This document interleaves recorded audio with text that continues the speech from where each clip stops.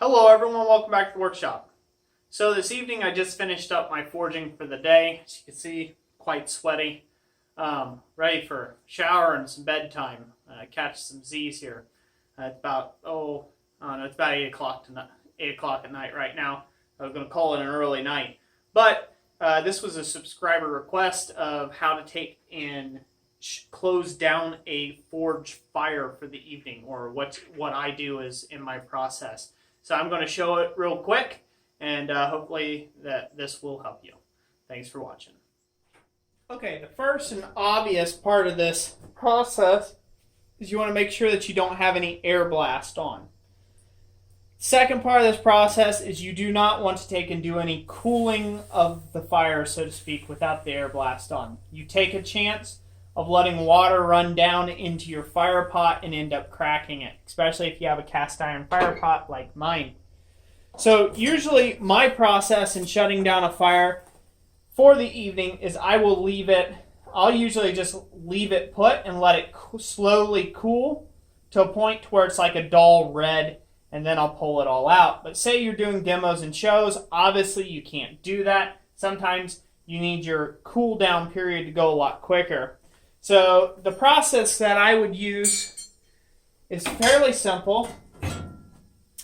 The first thing, and I do mean the first thing that you want to do, is remove any green material, coal-wise, away from the edge of your fire.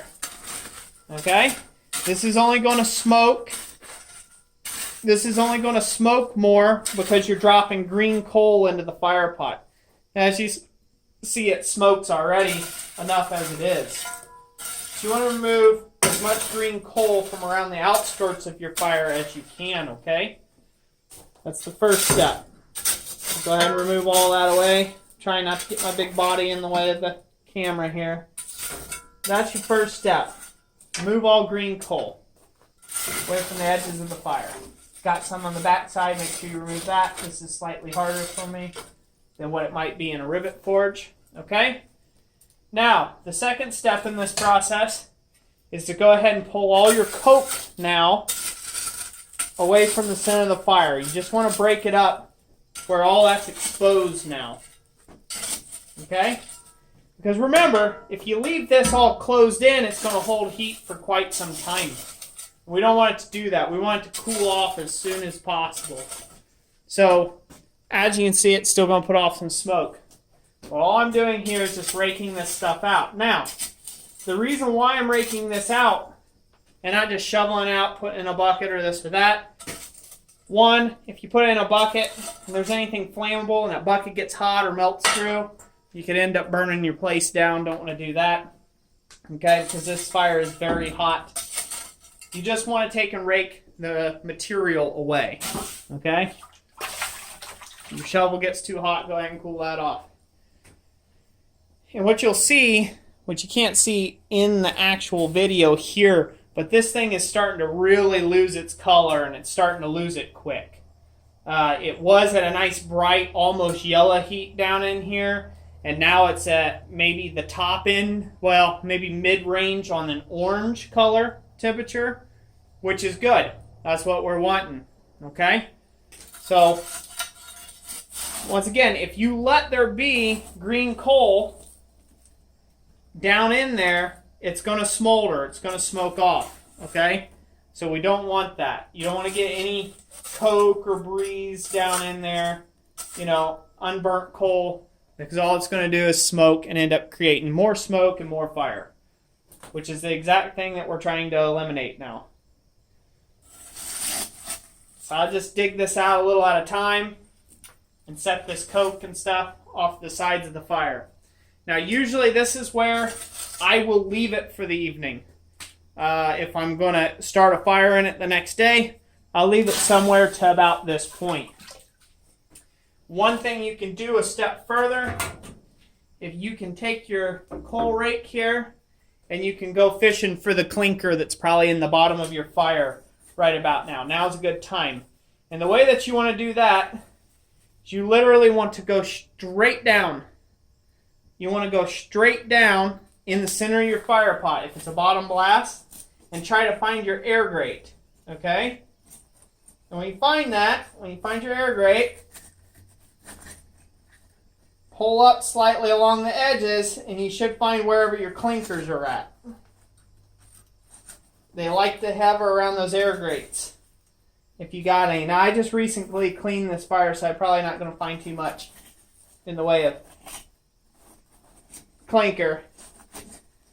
I just may, but now's a good time to break it up anyhow, if you got the chance. The only reason why I suggest to do this portion of it, breaking up clinker or whatever, is so this way it doesn't stick fast to your air grate. If it sticks fast to your air grate, it will severely reduce the life of your air gate or your air grate down at the bottom of it. If you just let clinker sit on there, it'll hold the heat right on top of that grate and then end up warping it and things like that. There we go. We found one piece of clinker. She was tough. She didn't want to come out of there, but we got her. So yeah, so about like this, you let this go for about an hour or so, and then that should be completely cool with no flames, and it should be dead out. Now, that's not a completely clean fire. Obviously, I can come in here and I can shovel it out. I can, like I said, I can put stuff in buckets and other stuff like that. But you don't really have to. This right here, with no air blast coming to it, no draft, is going to die out. And so that's really all there is to it. I hope you found this video informative. If you have any other questions about it, it's essentially just digging out a fire. And sorry if it's a bit boring and redundant, but it is a legitimate question of how to take and close these down. There's not really a quick way without just, dumping a big bucket of water on it and having things crack and break on you. You just have to let the forge cool down naturally if you can. And the slower it cools down, the easier it is on your cast iron fire pot, so you won't fracture it or anything like that. I've been smithing in this forge now for 9 years, and I haven't cracked a fire pot yet on it. And that's just a testament to good management skills of your flame and breaking it down for the evening. An alternative method to this, say you need to go away for a little while, or say you need to go inside to eat lunch, but you don't want to tear out your whole entire fire pot. Say you're in a safe place, maybe you're under a tree or something with high branches. Say you're out in the middle of your yard. There, that's for safety reasons. Say you're in the middle of your yard, you need to go take a break for a little bit, get a drink of water, whatever, but you don't want the fire to take and die out completely. You can do stuff where you can heave and stoke the fire, get it good and hot, and then push some good green and fresh material and cover it and smother it. And what that will do is that'll actually hold that fire for a very long time. And I've had fire in this coal forge before for 2 whole days straight without it ever going out, which is crazy to think. But there was just a little bit of insulated ember left. It will still light up off of that. So something to think about. I hope you guys enjoyed this video. If you did, give it that thumbs up. Hopefully this answered the question. If you didn't, you can go ahead and give it the thumbs down. I greatly appreciate all my subscribers, and I'm working at getting all your requests in as quickly as I can. So thank you all for watching. God bless you, and we'll catch you on the next one.